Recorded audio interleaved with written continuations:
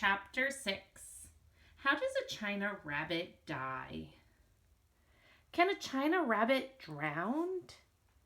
Is my hat still on my head? These were the questions that Edward asked himself as he went sailing out over the blue sea. The sun was high in the sky, and from what seemed to be a very long way away, Edward heard Abilene call his name. "Edward!" she shouted. "Come back!" Come back? Of all the ridiculous things to shout, thought Edward. As he tumbled ears over tail through the air, he managed to catch one last glimpse of Abilene. She was standing on the deck of the ship, holding on to the railing with one hand. In her other hand was a lamp. No, it was a ball of fire. No, Edward realized it was his gold pocket watch that Abilene held in her hand. She was holding it up high, and it was reflecting the light of sun. My pocket watch, he thought. I need that. And then Abilene disappeared from view, and the rabbit hit the water with such tremendous force that his hat blew off his head. That answers the question, thought Edward, as he watched the hat dance away on the wind. And then he began to sink. He sank and sank and sank. He kept his eyes open the whole time, not because he was brave, but because he had no choice. His painted-on eyes witnessed the blue water turning to green and then to blue again. And then they watched as it finally became as black as night. Edward went down and down. He said to himself, "If I'm going to drown, certainly I would have by now."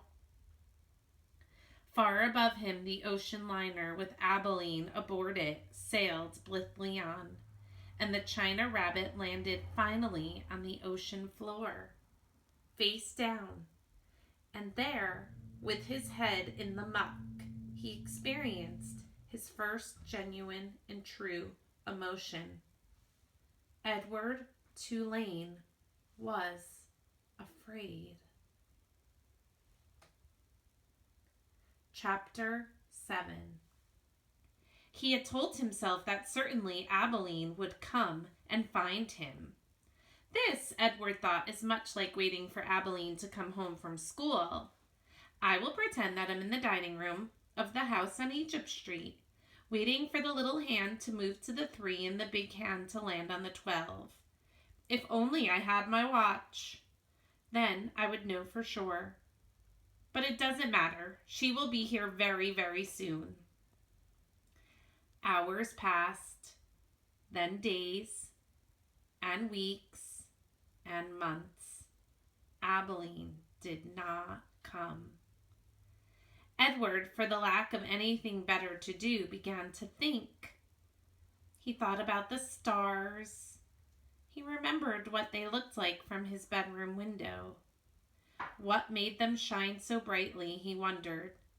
And were they still shining somewhere even though he could not see them? Never in my life, he thought, have I been farther away from the stars than I am now. He considered, too, the fate of the beautiful princess who had become a warthog. Why had she become a warthog? Because the ugly witch turned her into one. That was why. And then the rabbit thought about Pellegrina. He felt in some way that he could not explain to himself that she was responsible for what happened to him. It was almost as if she and not the boys who had thrown Edward overboard. She was like the witch in the story. No, she was the witch in the story. True, she did not turn him into a warthog. But just the same, she was punishing him, although for what he could not say. On the 297th day of Edward's ordeal, a storm came. The storm was so powerful that it lifted Edward off the ocean floor and led him in a crazy, wild, and spinning dance. The water pummeled him and lifted him up and shoved him back down.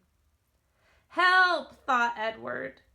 The storm, in its ferocity, actually flung him all the way out of the sea, and the rabbit glimpsed for a moment the light of an angry and bruised sky. The wind rushed through his ears. It sounded to him like Pellegrina laughing. But before he had time to appreciate being above the water, he was tossed back down into the depths. Up and down, back and forth he went until the storm wore itself out. And Edward saw that he was beginning again his slow descent to the ocean floor. Oh, help me, he thought. I can't go back there. Help me. But still down he went. Down, down, down. And then suddenly, the great, wide net of a fisherman reached out and grabbed the rabbit. The net lifted him higher and higher until there was an almost unbearable explosion of light, and Edward was back in the world, lying on the deck of a ship surrounded by fish. "Eh, what's this?" said a voice. "Ain't no fish," said another voice, "that's for sure." The light was so brilliant that it was hard for Edward to see. But finally, shapes appeared out of the light, and then faces, and Edward realized that he was looking up at two men, one young and one old. "Looks like some toys," said the grizzled old man. He bent and picked Edward up and held him by his front paws, considering him. "A rabbit, I reckoned. It's got whiskers and rabbit ears, or the shape of rabbit ears at least." "Yeah, sure, a rabbit toy," said the younger man, and he turned away. "I'll take it home to Nellie. Let her fix it up and set it to rights. Give it to some child." The old man placed Edward carefully on a crate, positioning him so that he was sitting up and could look out at the sea. Edward appreciated the courtesy of this small gesture, but he was heartily sick of the ocean and would have been satisfied never to set eyes on it again. "There you go," said the old man. As they made their way back to shore, Edward felt the sun on his face and the wind blowing through a little bit of fur left on his ears. And something filled his chest, a wonderful feeling. He was glad to be alive. "Look at that rabbit," the old man said. "Looks like it's enjoying the ride, doesn't it?" Yep," said the young man. In fact, Edward Tulane was so happy to be back among the living that he did not even take the umbrage at being referred to as it.